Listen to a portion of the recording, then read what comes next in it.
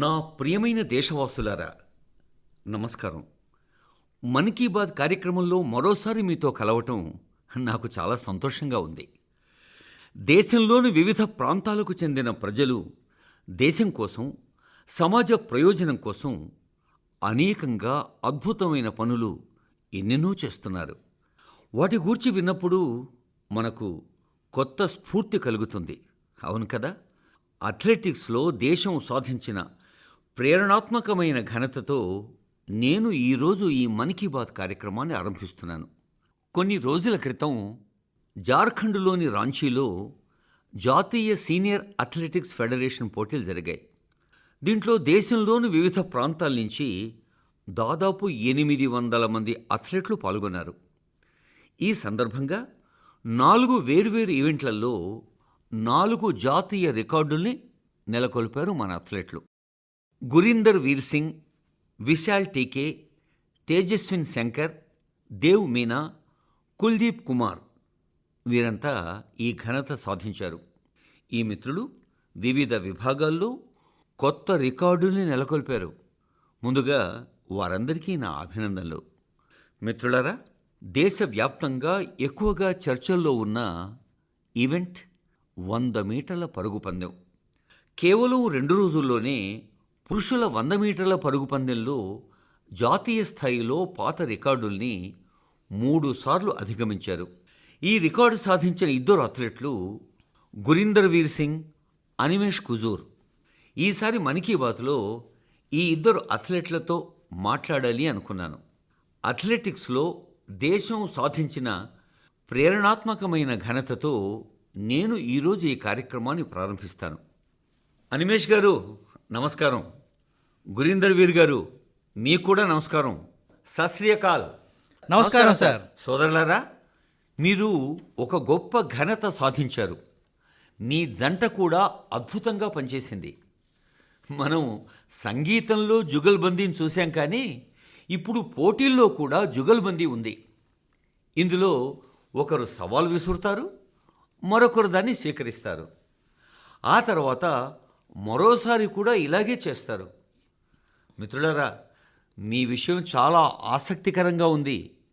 మన్ కీ బాత్ శ్రోతలకు మీ గురించి, మీరు సాధించిన ఘనత గురించి తెలియచేయాలి అని నేను అనుకుంటున్నాను. మీరు సాధించిన రికార్డు గురించి చెప్తారా కొంచెం? నమస్కారం సార్.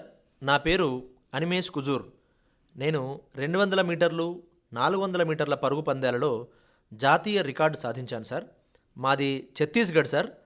ప్రస్తుతం నేను ఒడిశా తరపున ఆడుతున్నాను. గత ఏడాది నేను ఒక ఆసియా పథకాన్ని, ఒక ప్రపంచ విశ్వవిద్యాలయ క్రీడల పథకాన్ని గెలుచుకున్నాను సార్.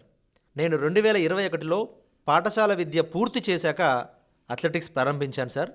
నేను అంబికాపూర్లోని సైనిక్ స్కూల్ పూర్వ విద్యార్థిని. నేను ఇంతకుముందు ఫుట్బాల్ ఆడేవాడిని సార్. కోవిడ్ సమయంలో బయటకు వెళ్ళి పరిగెత్తమని లేదా ఏదైనా ఆడుకోమని చెప్తూ మా అమ్మ నాన్న నాకు కొంత స్వేచ్ఛ ఇచ్చారు. కోవిడ్ తగ్గుముఖం పట్టిన తర్వాత నా ఫుట్బాల్ స్నేహితులు రాష్ట్ర స్థాయి పోటీలు వస్తున్నాయని చెప్పారు. నేను అందులో పాల్గొనాలని చెప్పారు. నేను పాల్గొన్నాను. కానీ అక్కడి నుండి జాతీయ స్థాయి ఎంపిక ఉంటుందని నాకు తెలియదు సార్. నేను అక్కడి నుండే జాతీయ స్థాయికి ఎంపికయ్యాను. ఈరోజు నేను అంతర్జాతీయంగా భారతదేశానికి ప్రాతినిధ్యం వహిస్తున్నాను. చాలా సంతోషం అనిమేష్ గారు. గురీందర్ వీర్ గారు, మీ గురించి చెప్పండి. నమస్కారం సార్. నా పేరు గురీందర్ వీర్. నేను భారత నావికాదళంలో పెట్టి ఆఫీసర్గా పనిచేస్తున్నాను. నేను భారతదేశ అత్యంత వేగవంతమైన స్ప్రింటర్ను. నేనిప్పుడు 100 మీటర్ల పరుగులో 10.09 సెకండ్లతో జాతీయ రికార్డు నెలకొల్పాను సార్.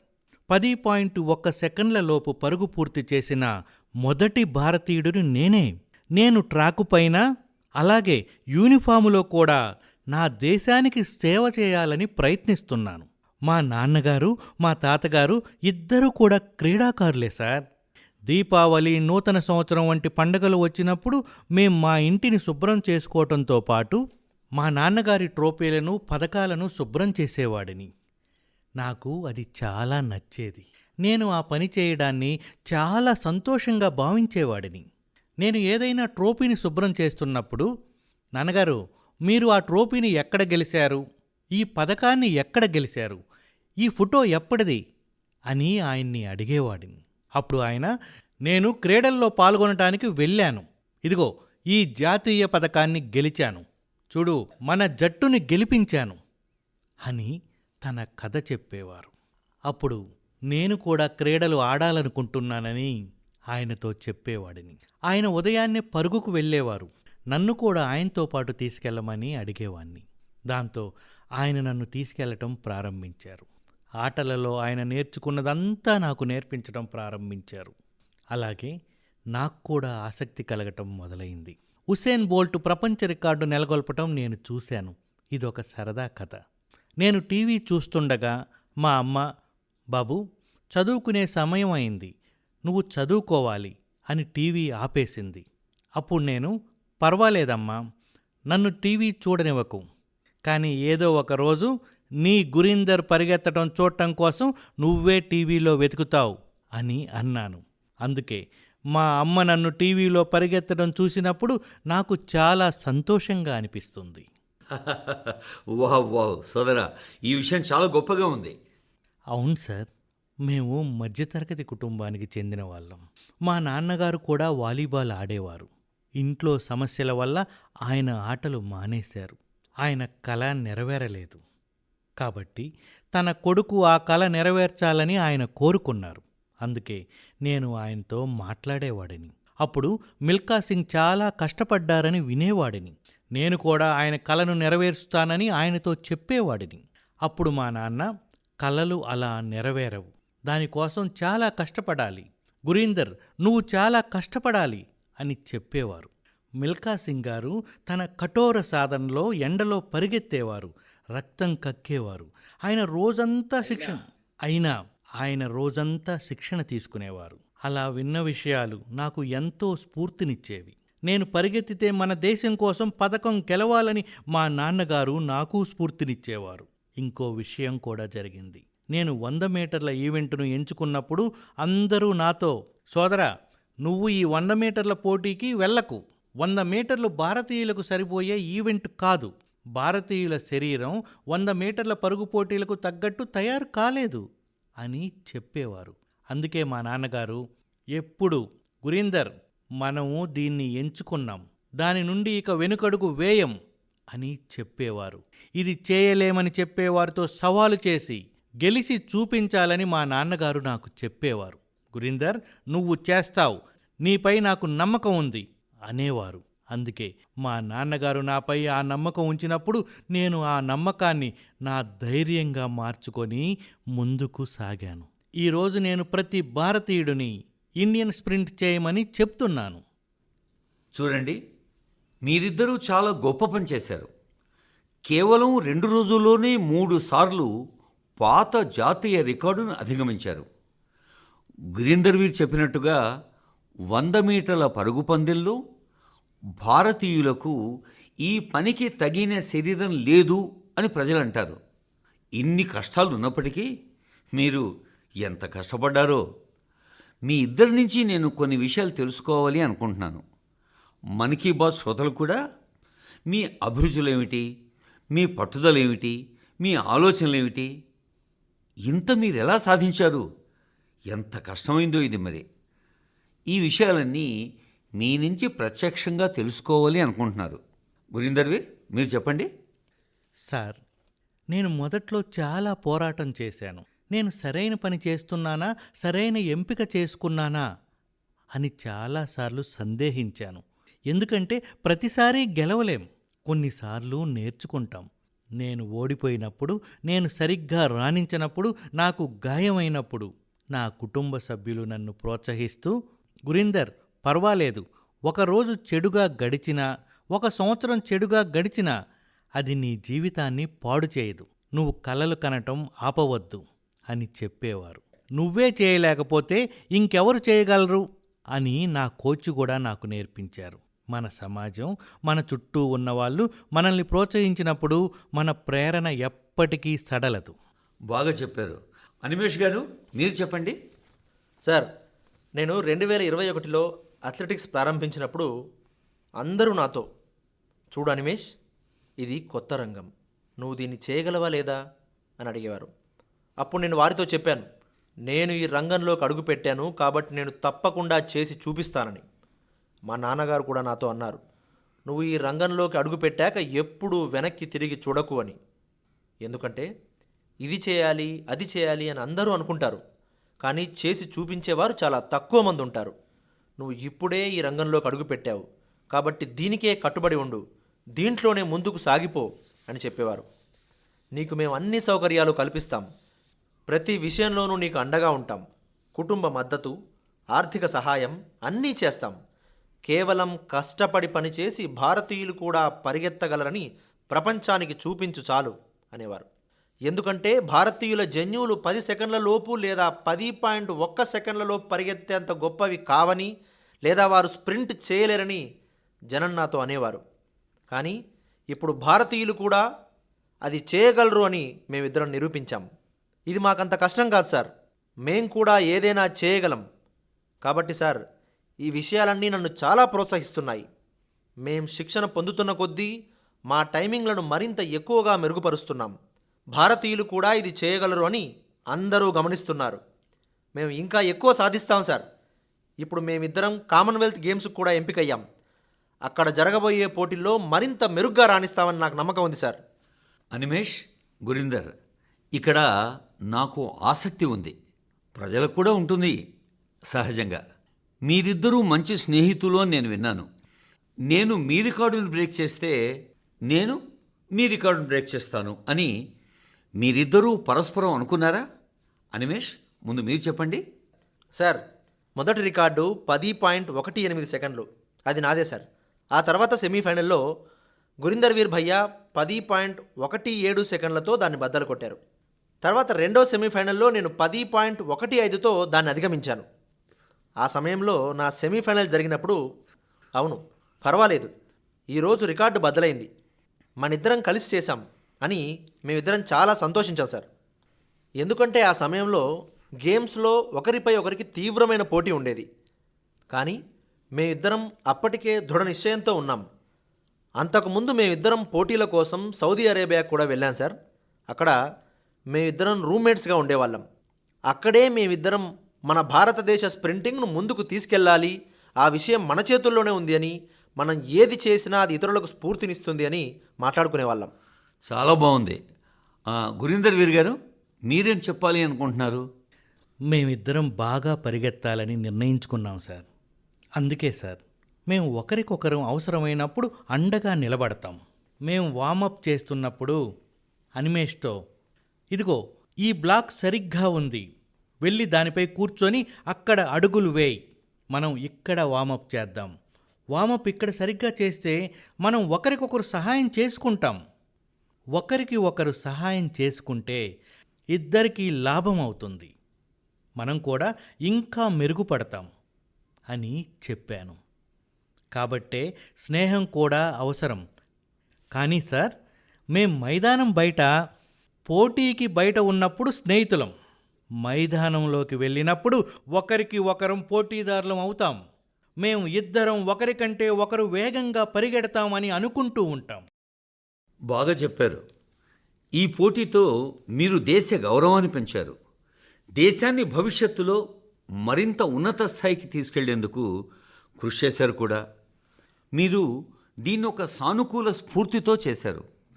మీలోని ఈ క్రీడా స్ఫూర్తి అంటే ఒకరికొకరు సవాల్ చేసుకుంటూ ముందుకు సాగేందుకు కృషి చేస్తూ ఒకరికొకరు సహాయం కూడా చేసుకుంటూ మీరు చాలా అద్భుతమైన పని చేశారు అని నాకు అనిపిస్తోంది. నిజంగా ఆనందంగా ఉంది.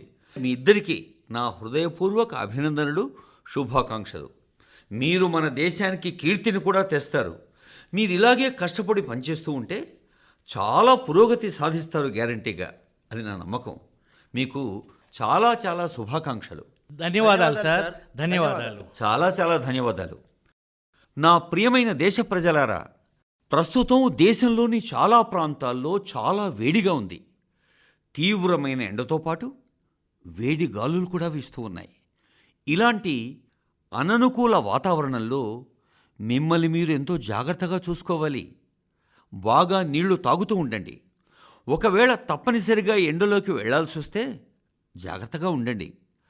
ఈ విషయంలో వివిధ ప్రభుత్వ శాఖలు జారీ చేసిన మార్గదర్శకాల్ని మీరు మర్చిపోవద్దు. మిత్రులారా, ఈ వేడిని తట్టుకునే మార్గం తరచుగా మన వంటిళ్లలోనే దొరుకుతుంది. వేడి పెరిగే కొద్దీ వంటగది రుచి మారుతుంది అని మీరు గమనించే ఉంటారు. కొన్ని చోట్ల మట్టి కుండలోని నీరు పొంగి పొర్లుతుంది. మరికొన్ని చోట్ల పెరుగు గడ్డ కడుతుంది. పచ్చి మామిడికాయలు ఉడకడం మొదలవుతుంది. ఆ తర్వాత భారతీయ పానీయాల సమయం ఆరంభమవుతుంది. మీకు భారతీయ పానీయాల గురించి కూడా తెలిసే ఉంటుంది కదా. ఉత్తర భారతదేశానికి వెళ్ళారనుకోండి, అక్కడ అనేక చోట్ల ఆమ్ పన్నా కనిపిస్తుంది. ఇది పచ్చి మామిడికాయల రుచిని అందించడంతో పాటు వేడి నుంచి మనకు ఉపశమనాన్ని కూడా ఇస్తుంది. పంజాబ్, హర్యానాలకు వెళితే పెద్ద గ్లాసులో ఉండే లస్సీ మీకు దర్శనమిస్తుంది. రాజస్థాన్, గుజరాతుల్లో మజ్జిగ ప్రతి భోజనానికి తోడుగా ఉంటుంది. అంతేకాదు బీహార్, జార్ఖండ్, తూర్పు ఉత్తరప్రదేశ్ల సత్తు షర్బత్ చాలా అద్భుతంగా ఉంటుంది మిత్రులారా. అది కడుపు నింపుతుంది, శక్తిని ఇస్తుంది. కొంకణ్, గోవాలలో కోకుము షర్బత్, సోల్ కఢీ దొరుకుతాయి. దక్షిణ భారతదేశపు పానకం, నీర్మోర్, సాంబారు, ఒడిశాలో లభించే బేల్పానా.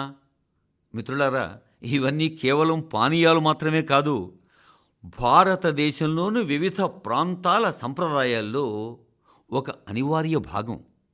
అవి ఏక్ భారత్ శ్రేష్ఠ భారత్ స్ఫూర్తిని కూడా రుచి చూపిస్తాయి, అంటే ప్రతిబింబిస్తాయి. ఒక విషయం గుర్తుంచుకోండి, వీటిల్లో చాలా వరకు మన వంటగదుల నుంచి, మన పొలాల నుంచి, పశువుల కొట్టాల నుంచే కదా వచ్చాయి. వీటికి పెద్ద బ్రాండింగ్ ఏమీ లేదు, కానీ తరతరాల అనుబంధాన్ని ప్రతిబింబిస్తూ ఉన్నాయి. మీరు కూడా ఈ వేసవిలో ఈ దేశీయ పానీయాల్ని హాయిగా ఆస్వాదించండి. మిత్రులారా, వేసవి రాకతో ప్రతి ఇంట్లో ఒక చర్చ ఆరంభమవుతుంది. అది మామిడి పండ్ల మీద. మామిడి పండ్లు ఒక సాధారణమైన, అంటే సహజంగా జరిగే చర్చనీయాంశం. భారతదేశంలో వేసవి కాలంలో మామిడి పండ్ల ప్రస్తావన రాకుండా ఏ ఇల్లైనా ఉంటుందా? ఉండదు కదా. ఒక్కో ప్రాంతానికి ఒక్కో రకం మామిడి, ఒక్కో రుచి, ఒక్కో సువాసన. మహారాష్ట్ర, కొంకణ్ ప్రాంతాల నుంచి హాపుస్, ఆల్ఫోన్సో రకాలు, గుజరాత్ నుంచి కేసర్, ఇవైతే మామిడి రసానికి ప్రాణం. ఉత్తరప్రదేశ్ నుంచి దశహరి, ఇక కాశీ నుంచి లంగరా. యాదృచ్ఛికంగా లంగ్రా మామిడి పళ్ళకి ఓ ప్రత్యేక గుణం ఉంది. పండిన తర్వాత కూడా సాధారణంగా వాటి రంగు ఆకుపచ్చగానే ఉంటుంది. జర్దాలు సువాసన అంటే బీహార్ రకం ఎంతో దూరం నుంచి కూడా గుర్తించవచ్చు. చౌసా, మాల్దా, ఇలా ప్రతి పేరుతో ముడిపడ్డ జ్ఞాపకాలు ఎన్నో ఉన్నాయి. ఆ జ్ఞాపకాలు ఘుమఘుమలాడుతుంటాయి కూడా. దక్షిణ భారతదేశానికి వెళ్ళండి, బంగనపల్లి, తోతాపురి, నీలం, మాల్గోవా, ఇలా ఎన్నో రకాలు. బెంగాల్ నుంచి హిమసాగర్, ఒడిషా, ఆంధ్రప్రదేశ్ నుంచి సువర్ణరేఖ. ప్రదేశం మారే కొద్దీ మామిడి పండు రూపం, రంగు, రుచి కూడా మారుతాయి. మిత్రులారా, మామిడి పండ్ల ఈ ప్రయాణం ఇప్పుడు మన పల్లెల నుంచి ప్రపంచ మార్కెట్ దాకా విస్తరించింది. ఈరోజు జరుగుతోన్న ఈ మన్ కీ బాత్ ద్వారా మామిడి ఉత్పత్తిలో నిమగ్నమైన నా రైతు సోదర సోదరీమణులందరినీ నేను ఎంతో ప్రశంసిస్తున్నాను. రైతులారా, మీరు కేవలం సాధారణ రైతులు కాదు, ఈ దేశ వ్యవసాయ ఆర్థిక వ్యవస్థకు మీరు చాలా ప్రత్యేకమైన వారు. మీరిలాగే ప్రజాదరణ పొందాలి అని నా ప్రగాఢ వాంఛ. మిత్రులారా, పాఠశాలకు సెలవులున్న ఈ వేసవి రోజుల్లో మీరు అడ్మిషన్ పొందాలి అనుకునే ఒక తరగతి గురించి నేను చెబుతాను. మిత్రులారా, ఒక్కసారి ఒక్క పరిస్థితిని ఊహించుకోండి. అక్కడ పిల్లలతో పాటు యువకులు, వృద్ధులు కూడా ఉంటారు. అక్కడ ఇలాంటి ఫీజులు ఉండవు, పెద్ద భవనాలు ఉండవు, తరగతి గదులు ఉండవు. అన్నింటికన్నా ఆసక్తికరంగా తరగతులు నదిలోనే జరుగుతాయి. మిత్రులారా, ఇది కేవలం ఒక కథ కాదు, అత్యంత నిజమైన ప్రయత్నం. కేరళంలోని ఆలువాలో సాజీ వలాసేరిల్ ఒక స్విమ్మింగ్ క్లబ్ నడుపుతూ ఉన్నారు. ఇక్కడ దాదాపు 15,000 మందికి పైగా ఈత నేర్చుకున్నారు. సాజీ దివ్యాంగులైన పిల్లలకు కూడా ఈత నేర్పించారు. ఎంత గొప్పదో! ఈ ప్రయత్నం వెనుక తీవ్రమైన వేదన ఉంది. కొన్నేళ్ల క్రితం ఒక పడవ ప్రమాదంలో చాలామంది విద్యార్థులు ప్రాణం కోల్పోయారు. ఆ సంఘటన సాజీని తీవ్రంగా కలిచివేసింది. నిజంగా ఆ పిల్లలకే గనక ఈత వచ్చుంటే ఎన్నో ప్రాణాల్ని కాపాడి ఉండేవాళ్లం కదా అని భావించారు సాజీ. ఆ ఆలోచనతో ఈ కృషి ప్రారంభమైంది. మిత్రులారా, సాజీ వలాసిరిల్ గారి జీవితం మనకు ఒక గొప్ప పాఠాన్ని నేర్పుతోంది. సేవకు అంటే నిజమైన సేవ చేయాలి అనుకుంటే గొప్ప గొప్ప వనరులేమీ అవసరం లేదు. కావలసింది ఒక్కటే, మంచి సంకల్పం, నిరంతర కృషి. వీటితో వేలాది మంది జీవితాల్ని మార్చవచ్చు. నా ప్రియమైన దేశవాసులారా, ఇటీవల నాకు యూరోప్లోని నెదర్లాండ్స్ను సందర్శించే అవకాశం వచ్చింది. నేనక్కడ చాలా సమావేశాల్లో పాల్గొన్నాను. ఈ సమయంలో ప్రతి భారతీయుణ్ణి గర్వంతో నింపే ఒక సంఘటన జరిగింది. నెదర్లాండ్స్లో జరిగిన ఒక ప్రత్యేక కార్యక్రమంలో చోళుల కాలం నాటి పురాతన తామ్ర ఫలకాల్ని భారతదేశానికి తిరిగి అప్పగించారు. ఆ కార్యక్రమానికి నెదర్లాండ్స్ దేశ ప్రధానమంత్రి గారు కూడా హాజరయ్యారు. ఈ తామ్ర ఫలకాల గురించి నాకు మన దేశంతో పాటు అనేక దేశాల నుంచి నిరంతర సందేశాలు వస్తూనే ఉన్నాయి. ప్రజలందరూ తమ ఆనందాన్ని, గర్వాన్ని వ్యక్తం చేస్తున్నారు. ప్రపంచవ్యాప్తంగా ఉన్న తమిళ సమాజంలో కూడా వీటి పట్ల ప్రత్యేక ఉత్సాహం ఉంది. మిత్రులారా, ఈ తామ్ర ఫలకాల గురించి ప్రజల్లో ఎంత ఆసక్తి ఉందో! అందువల్ల ఈరోజు నేను వాటికి సంబంధించిన కొన్ని విషయాల్ని మీతో పంచుకోవాలి అనుకుంటున్నాను. అక్కడ పెద్దవి 21, చిన్నవి 3 దాకా తామ్ర ఫలకాలు ఉన్నాయి. ఇవి ప్రధానంగా మొదటి రాజేంద్ర చోళ మహారాజు తన తండ్రి అయిన రాజరాజ చోళ మహారాజు ఇచ్చిన వాగ్దానాన్ని నెరవేర్చేందుకు సంబంధించినవి. ఆనై మంగళం గ్రామాన్ని ఒక బౌద్ధ మఠానికి దానం చేసినట్టు అవి పేర్కొంటూ ఉన్నాయి. ఆ తామ్ర ఫలకాల్లో ఆనాటి చోళ రాజవంశం సాధించిన విజయాలు కూడా వివరించబడ్డాయి. అవి చోళ సామ్రాజ్యం ఎంత బలమైన సముద్ర శక్తిని కలిగి ఉండేదో స్పష్టంగా వెల్లడించాయి. ఆగ్నేయాసియా దేశాలతో పాటు వారి సంబంధాల గురించి కూడా సమాచారాన్ని అందించాయి. చోళ సామ్రాజ్యం గొప్ప చరిత్ర, సంస్కృతి గురించి తెలుసుకుంటే మనమందరం ఎంతో గర్వపడతాం కూడా. మిత్రులారా, భారతదేశానికి చెందిన ఇలాంటి అమూల్యమైన వారసత్వాన్ని పరిరక్షించేందుకు మన భారత ప్రభుత్వం ఎల్లవేళలా కృషి చేస్తూనే ఉంది. ఈ విషయంలో జ్ఞాన భారతం అభియాన్, దీని కింద ఛత్తీస్గఢ్లోని మల్హార్లో ఒక ముఖ్యమైన ఆవిష్కరణ జరిగింది. ఇక్కడ 3 అరుదైన తామ్ర ఫలకాలు లభించాయి. ఇవి పాండు వంశానికి చెందిన మహర్షి బాలార్జునుని పాలనా కాలానికి సంబంధించినవేని భావిస్తున్నారు. నిపుణుల అభిప్రాయం ప్రకారం ఈ శాసనాలు 6వ, 7వ శతాబ్దానికి చెందినవి. ఎంత పురాతనమైనవి చూడండి! అంటే 1400-1500 సంవత్సరాల పూర్వం నాటివి. ఈ తామ్ర ఫలకాలు ప్రాచీన బ్రాహ్మీ లిపి, పాలీ భాషలో లిఖితమై ఉన్నాయి. అవి ఆనాటి పరిపాలన, మతం, సంస్కృతి ఇలాంటి వాటి గురించి ముఖ్యమైన సమాచారాన్ని అందిస్తాయి. మిత్రులారా, మన భారతీయులకు ఖగోళ శాస్త్రం మీద ఎల్లప్పుడూ ఎంతో ఆకర్షణ, శ్రద్ధ ఉండేది, ఉంది కూడా. మన దేశంలో శతాబ్దాల నాటి అబ్జర్వేటరీలు ఇప్పటికీ ఉన్నాయి. ఇక్కడ అద్భుతంగా గణిత ఆవిష్కరణలు జరిగాయి. నావిగేషన్ కానివ్వండి, పంచాంగం కానివ్వండి, లేదా మన పండుగలు ఏవైనా సరే, వాటన్నింటికీ ఆకాశంతో, నక్షత్రాలతో ఎంతో సంబంధం ఉంది. ఇక్కడ ప్రతి తరంలో కూడా ఖగోళ శాస్త్రం ఎంతో కుతూహలాన్ని, అంటే మనందరిలో ఆసక్తిని రేకెత్తిస్తుంది. ఇది నూతన అన్వేషణలకు స్ఫూర్తిగా నిలుస్తుంది. నేటి యువత కూడా దాని పట్ల గొప్ప ఉత్సాహాన్ని కనబరుస్తూనే ఉన్నారు. ఈ రోజుల్లో దేశవ్యాప్తంగా ఖగోళ శాస్త్ర క్లబ్బులు బాగా ప్రాచుర్యం పొందుతున్నాయి అని మీకు తెలిసే ఉంటుంది. వాటి కార్యకలాపాలు పెద్ద పెద్ద నగరాల నుంచి చిన్న పట్టణాల దాకా, పాఠశాలల నుంచి పార్కుల దాకా కూడా కనిపిస్తాయి. నాకు బెంగళూరు ఆస్ట్రోనామికల్ సొసైటీ గురించి తెలిసింది. ఇక్కడ పరిశీలన సమావేశాలు నిర్వహిస్తారు. ఈ బెంగళూరు ఆస్ట్రోనామికల్ సొసైటీ గ్రామీణ ప్రాంతాల్లో కూడా ఖగోళ శాస్త్రాన్ని ప్రాచుర్యంలోకి తేవాలి అని ఓ కార్యక్రమాన్ని ఆరంభించింది.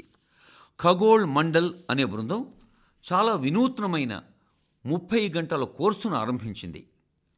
మిత్రులారా, రాత్రిపూట నక్షత్రాల్ని చూడటం ఒక అద్భుతమైన అనుభూతి, మరిచిపోలేని అనుభవం కూడా. ఆస్ట్రో కేరళ అనే సంస్థ రాత్రి పరిశీలన శిబిరాలు, వర్క్షాప్లను నిర్వహిస్తుంది క్రమంగా. ఇక్కడ యువత టెలిస్కోపుల్ని తయారు చేయటం, నక్షత్ర పటాల్ని ఉపయోగించటం సునాయాసంగా నేర్చుకున్నారు. రాజ్కోట్లోని big bang astronomy club, Gir అడవుల నుంచి రాన్ ఆఫ్ కచ్ దాకా అనేక ఖగోళ శాస్త్ర కార్యక్రమాలు నిర్వహిస్తూనే ఉంది. జ్యోతిర్విద్యా పరిసంస్థ అత్యంత పురాతన ఖగోళ శాస్త్ర సంస్థల్లో ఒకటి. ఇది పరిశీలనా సౌకర్యాలతో పాటు పుస్తకాలు, గ్రంథాలయం, టెలిస్కోప్ గ్రంథాలయాన్ని కూడా అందిస్తుంది. నేను ISAAC దీని గురించి కూడా మీకు చెప్పాలి అనుకుంటున్నాను. ఈ ISAAC అనేది విద్యార్థులు తమకు తాముగా నిర్వహించే ఒక దేశవ్యాప్త నెట్వర్క్. ఇది ఖగోళ శాస్త్రం, ఖగోళ భౌతిక శాస్త్ర క్లబ్లను అనుసంధానం చేస్తుంది. మిత్రులారా, మీ అభిరుచి కోసం సమయం కేటాయించటం, ఎప్పటికప్పుడు కొత్త కొత్త విషయాలు నేర్చుకోవటం చాలా ముఖ్యం కదా. ఈ సెలవుల్లో యువత ఒక ఖగోళ శాస్త్ర క్లబ్లో చేరాలి అని, ఏదైనా ప్లానెటేరియంని సందర్శించాలి అని నా కోరిక. మిత్రులారా, టీవీలో మన్ కీ బాత్ కార్యక్రమం చూస్తున్న వారు తప్పకుండా ఒక వీడియో చూడాలి అని నేను చెప్పాలి అనుకుంటున్నాను. ఈ వీడియో ఈ మధ్య చాలా చర్చనీయమైంది. అందులో కొందరు వ్యక్తులు ఒక గంగా డాల్ఫిన్ను కాపాడడానికి ఎంతో ఓపికగా, ఎంత జాగ్రత్తగానో ప్రయత్నం చేస్తున్నారు. ఈ మొత్తం ప్రయత్నానికి ఎంత సమయం పట్టిందో తెలుసా? 13 గంటలు. చివరికి ఆ డాల్ఫిన్ను కాపాడారు అని తెలిస్తే ఎంత ఆశ్చర్యపోతారు, ఎంత ఆనందానుభూతి పొందుతారు. మిత్రులారా, ఇందులో భారతదేశపు మొట్టమొదటి గంగా డాల్ఫిన్ రెస్క్యూ అంబులెన్స్ చాలా కీలకమైన పాత్ర పోషించింది. ఈ సంఘటన ఉత్తరప్రదేశ్ రాష్ట్రంలో జరిగింది. అక్కడ ఒక గంగా డాల్ఫిన్ కాలువలో చిక్కుకుపోయింది. నమామి గంగే అభియాన్ కింద ప్రవేశపెట్టిన ఈ అంబులెన్స్ ఆ సమయంలో ఆ డాల్ఫిన్కు తన ప్రాణం కాపాడబడుతుంది అనే ఒక నమ్మకం, ఒక ఆశ కల్పించింది. అంత జాగ్రత్తగా రక్షించారు దాన్ని. పరీక్షలు చేశారు, చికిత్స అందించారు. ఆ తర్వాత మళ్ళీ సురక్షితంగా రాప్తీ నదిలోకి వదిలిపెట్టారు. ఒక విధంగా ఒక ప్రాణము తన గూటికి తాను చేరింది. మిత్రులారా, ఈ డాల్ఫిన్ రెస్క్యూ అంబులెన్స్ ఎంతో ప్రత్యేకమైంది. దీన్ని మొబైల్ ఆసుపత్రిలా రూపొందించారు. ఇందులో డాల్ఫిన్ సురక్షితంగా ఉంచే ఏర్పాట్లు కూడా చేశారు. ఆక్సిజన్, ప్రత్యేక స్ట్రెచర్లు, రెస్క్యూ పరికరాలు ఇవన్నీ ఉన్నాయి. అంటే ఒకవేళ డాల్ఫిన్కు చిన్న గాయమైనా, కాలువలో చిక్కుకుపోయినా, లేదా నది నుంచి దూరంగా అంటే అనుకోకుండా వేరుపడ్డా ఆ డాల్ఫిన్కు తక్షణమే సహాయం అందిస్తుంది ఈ అంబులెన్స్. మిత్రులారా, మనం గంగా డాల్ఫిన్ను కాపాడినప్పుడు కేవలం ఒక జాతిని మాత్రమే కాపాడడం లేదు, మన గంగా నది జీవ వైవిధ్యాన్ని కాపాడుతూ ఉన్నాం.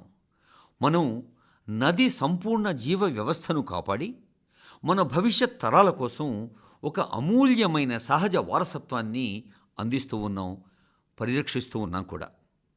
నా ప్రియమైన దేశ ప్రజలారా, మీలో చాలామందికి నది, చెరువు, బావి ఇలాంటి జ్ఞాపకాలు ఎన్నో ఉండుంటాయి. కొందరికి చెరువులో ఈత కొట్టడం సరదా, కొందరికి చెరువు గట్ల మీద స్నేహితులతో ఆడుకోవడం గుర్తుండొచ్చు, మరికొందరికి మట్టి వాసన గుర్తుండుండొచ్చు. ఇలాంటి బాల్య జ్ఞాపకాలు జీవితాంతం మనసుల్లో నిలిచిపోతాయి కదా. మిత్రులారా, ఇలాంటి జ్ఞాపకాల్ని పరిరక్షించడానికి సంబంధించిన ఒక స్ఫూర్తిదాయకమైన కథ ఉత్తరప్రదేశ్లోని బస్తీ జిల్లా నుంచి వెలుగులోకి వచ్చింది. బస్తీకి చెందిన ఆకాష్ గుప్తా తన గ్రామంలోని మనోరమ నదిని చూసి తీవ్రంగా బాధపడేవారు. ఎందుకంటే తన బాల్యంలో ఎంతో జీవకళతో పరిశుభ్రంగా ఉన్న ఆ మనోరమ నది కాలక్రమేణా ప్లాస్టిక్తో నిండిపోయింది. అంటే ప్లాస్టిక్ అంతా పెరిగిపోయింది, మురికి పెరుగుతూనే ఉంది. దీని మీద ఫిర్యాదు చేయకూడదు, ఒక కొత్త పనిని తానే ప్రారంభం చేయాలి అనుకున్నారు ఆకాష్. ఫిర్యాదులు వద్దు, ఇదొక ఆరంభం మాత్రమే అనేది మంత్రంగా మార్చుకున్నారు. తన స్నేహితులందరినీ సమీకరించారు. వాళ్ళ దగ్గర ఒక వల, ఒక పార, ఒక బుట్ట మాత్రమే ఉండేవి. అన్నింటికన్నా మిన్నగా ఏదైనా మార్పు తీసుకురావాలి అనే గొప్ప బలం, దృఢ సంకల్పం ఈ పనిముట్ల కన్నా పటిష్టమైంది వాళ్ళ దగ్గరుంది. ఈ యువకులందరూ నదిలోకి దిగి నీటి నుంచి ఎండిపోయిన గడ్డిని, ప్లాస్టిక్ను, చెత్తను బయటకు తీసేవారు. కొన్నిసార్లు వారు ఒక రోజులోనే నది నుంచి 50-60 కిలోగ్రాముల చెత్తను తొలగించేవారు. క్రమంగా మనోరమ నదిలోని ఆ భాగం మళ్ళీ శుభ్రంగా కనిపించడం ఆరంభమైంది. చుట్టుపక్కల ప్రజలు కూడా ఈ పనిని గమనించారు. ప్రజల్లో పరిశుభ్రత మీద అవగాహన పెరిగింది. మిత్రులారా, గోవా నుంచి కూడా ఇలాంటి స్ఫూర్తిదాయకమైన గాథ ఒకటి వెలుగులోకి వచ్చింది. బాలకృష్ణ అయ్య గారు గోవాకు చెందిన ఒక రిటైర్డ్ ఉపాధ్యాయుడు. రిటైర్ అయినా సమాజం కోసం పనిచేయాలి అనే ఉత్సాహం మాత్రం ఆయనలో అలాగే ఉంది. మడ్డి తోలాపు ప్రాంతంలోని నీటి సమస్య మాస్టర్ని తీవ్రంగా కలవరపరిచింది. ఆయన ఒక పరిష్కారం కోసం కృషి చేయటం ఆరంభించారు. పైప్ లైన్లు వేయటంలో ఆ విశ్రాంత ఉపాధ్యాయుడు బాలకృష్ణ గారు చాలా కీలక పాత్ర పోషించారు. దీనివల్ల అనేక ఇళ్లకు నీరు చేరింది. ప్రతిరోజు నీటి కోసం పోరాడాల్సి వస్తున్న కుటుంబాలకు ఇది గొప్ప ఉపశమనాన్ని కలిగించింది. మిత్రులారా, గత నెలలో నాకొక అద్భుతమైన అనుభవం ఎదురైంది. అది కూడా మన మన్ కీ బాత్కు సంబంధించిందే. అందుకే ఈరోజు నేను ఆ విషయాన్ని మీతో చర్చించాలి అనుకుంటున్నాను. నేను తమిళనాడులోని నాగర్కోయిల్లో ఒక ఉపాధ్యాయురాలి కలిశాను. దాదాపు 3 దశాబ్దాల కిందట కూడా వారిని కలిశాను. నేను ప్రస్తావిస్తున్నది గిరిజ అమ్మగారి గురించి. ఈ సమావేశంలో తనతో పాటు కొంతమంది యువ విద్యార్థులు కూడా ఉన్నారు. మిత్రులారా, అమ్మ గిరిజ గారు 15 పాఠశాలలను నడిపిస్తున్నారు. చెన్నైలోని జైగోపాల్ గరోడియా హిందూ విద్యాలయం చాలా ప్రముఖమైంది. ఆమె దేశభక్తి భావన ప్రతి భారతీయుడికి అద్భుత ప్రేరణగా నిలుస్తుంది. మన్ కీ బాత్ స్ఫూర్తితో గిరిజ గారు దేశంలోని ఎందరో సైనికులకు వీరాళం ఇవ్వాలి అని ప్రతిజ్ఞ పూనారు. ఇది చేయటానికి తాను తన పాఠశాలలన్నింటిలోని విద్యార్థుల్ని ప్రేరేపించారు. ధైర్యవంతులైన సైనికుల కోసం ప్రతిరోజు ₹1 విరాళంగా ఇవ్వాలి అని తన విద్యార్థుల్ని కోరారు. అంటే పిల్లల్లో ప్రతి ఒక్కరి నుంచి ఒక సంవత్సరంలో ₹365 సేకరణ జరిగిందన్నమాట. ఈ చిన్ని విరాళాలే దాదాపు 40 లక్షల రూపాయలకు చేరాయి. గిరిజ అమ్మగారు ఈ మొత్తం సొమ్ముతో నాకు ఒక చెక్కును అందజేశారు. మాతృభూమి పట్ల ఆ తల్లికి ఉన్న ప్రగాఢమైన భక్తిని ఆమెతో నా సంభాషణ జరుగుతున్న సమయంలో నేను గ్రహించాను. చెన్నైలోని మొట్టమొదటి హిందూ పాఠశాల గత సంవత్సరమే 50వ వార్షికోత్సవాన్ని జరుపుకుంది. దేశానికి చెందిన విద్య, సాంస్కృతిక గౌరవాన్ని పెంపొందించటంలో ఆ పాఠశాలల సముదాయం పోషిస్తున్న పాత్ర అద్భుతం, ప్రశంసనీయం. ఇందులో పాలు పంచుకున్న ప్రతి ఒక్కరిని నేను అభినందిస్తున్నాను మనస్ఫూర్తిగా. మన ధైర్యవంతులైన సైనికుల సేవకు తమ వంతు సహకారం అందించిన విద్యార్థులకు నా ప్రత్యేక ప్రశంసలు కూడా. మిత్రులారా, భారతదేశంలోని ప్రతి గ్రామంలో, నగరంలో మనకు స్ఫూర్తినిచ్చే ఏదో ఒక సంఘటన జరుగుతూనే ఉంటుంది. తరచుగా ఇలాంటి ప్రయత్నాల గురించి పెద్దగా చర్చ జరగదు. కానీ వాటి గురించి మనకు తెలిసినప్పుడు దేశం ప్రజల శక్తితో మాత్రమే ముందుకు సాగుతుంది అనే నమ్మకం మరింత బలపడుతుంది మనందరిలో. మీ చుట్టూ జరుగుతున్న ఇలాంటి ప్రయత్నాల్ని మీరు తప్పకుండా గమనించండి. అది నా ప్రగాఢ వాంఛ. సమాజానికి మంచి చేస్తున్న వారిని గుర్తించండి, వారిని అభినందించండి, వారి నుంచి నేర్చుకోండి.